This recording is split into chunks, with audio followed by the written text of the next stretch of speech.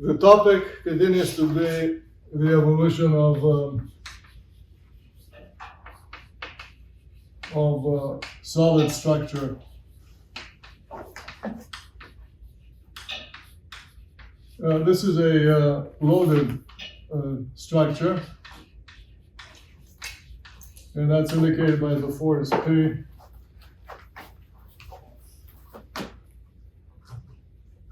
When you look at the notation in the so-called strength of materials,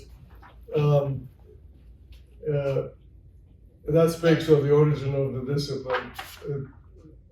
Calculus, as we learn it,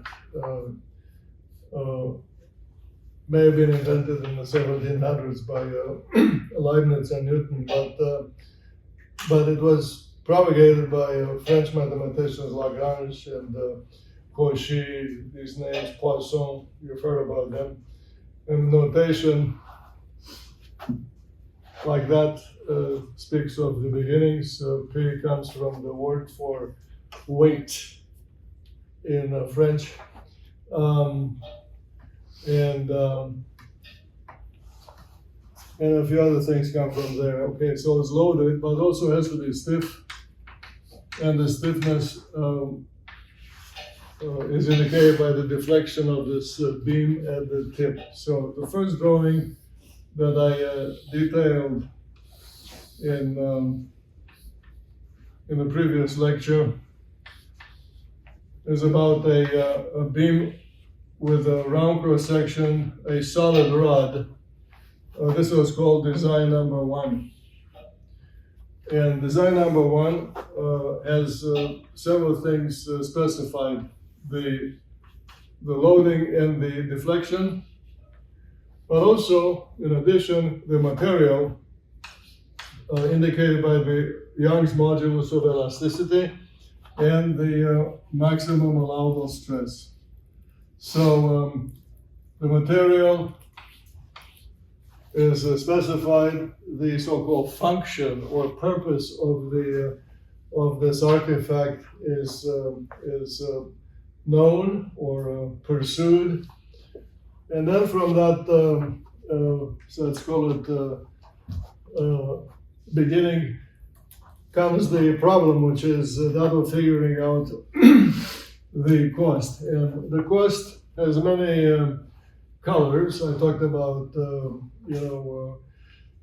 purchasing things, manufacturing, transportation. All these things are broadly speaking, proportional to the size of the object. So the question is about the size or the amount of material that's necessary.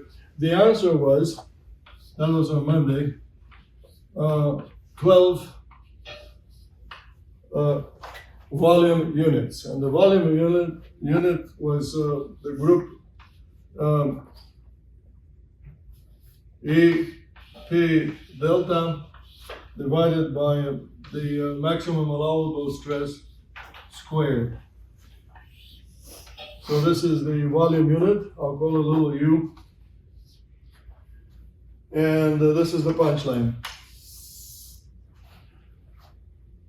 And so today's lecture is kind of the walk of the honest pioneer through the wilderness, with the only one question in mind, which is how to make this volume requirement smaller.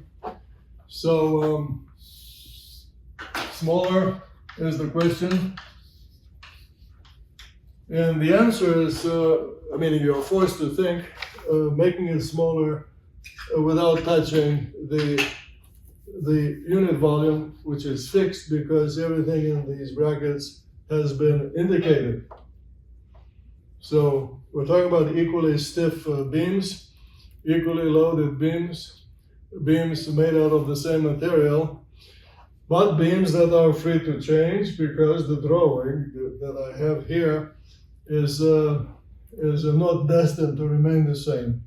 And you know really well that these cantilever beams in nature, the branches of trees and other plants, but the bones of animals, but also everything that hangs, including. So that's the question. The answer will be by equating the freedom of the drawing to change.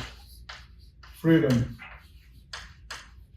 If we have time, we will discover, without trying, we'll discover the effect of the number of degrees of freedom in making this volume smaller and smaller. So keep the number of degrees of freedom somewhere in the back of your mind. Soon enough, we will see how important this concept really is.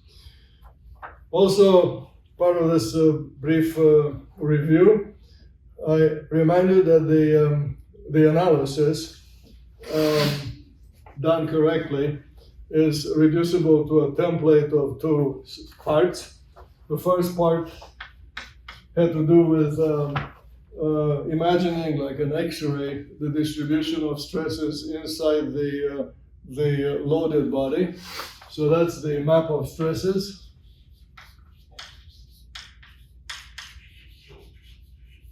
In everything that's like a cantilever beam, the map of stresses is this way. Here's the beam. I make it fatter. And then on the center line of the profile, the stresses are zero. In fact, they're zero because this is Y, and X starts from zero to the left. Then the distribution of stresses in this rectangle is a function of both X and Y, a function that's equal to the bending moment at this location, the bending moment due to P times X, divided by the area moment of inertia. This is a geometric measure of the same character as the length, the area, and the volume. The area, this area moment of inertia has units of meter power 4, and Y. And because M is equal to Px, this distribution of stresses is in proportional to X times Y. And that leads to a distribution of this kind, meaning no stresses at the tip and along the so-called neutral line. All of that leads to the realization that the maximum allowable stress will be in the 2 points that look like armpits in the drawing. I may have said this on Monday. If you go to some old hotel that has a balcony, look very carefully at the places where the balcony is implanted into the vertical wall, and you'll see cracks here. I don't recommend you look under the balcony because you may fall off, but you see the cracks happening in those sharp places for this reason, that is where the stresses are the greatest. Clearly, at this point, both Y and X acquire their highest values. Because it will be useful a little bit later, the 2 parts in this particular problem concluded with each of them with a formula. From part 1, the formula is that here at the armpit, the maximum allowable stress is equal to 32 PL1 over pi d1 cubed. And part 2, which is about the value of this deflection at the tip, which I did not sketch, I sketched it here. That's given. that to be satisfied, this delta must be equal to PL1 cubed over 3EI1, where the area moment of inertia for the circular cross-section is pi over 64 d1 to power 4. And the rest of the story is that with the two equations, having these two unknowns, d1 and L1, you can evaluate the volume requirement, which is pi over 4 d1 squared L1. So that is the method. Let's call it template if you want, the path to getting to this answer. All right, so this is the end of Monday's lecture. The way forward is to remove from the design the material that is not stressed as highly as the highest stress material. The end of this road will be a design where this SMA, the maximum allowable stress that occurs at only 2 points, at the north pole of this round cross section in the armpit and the south pole. That's SMA.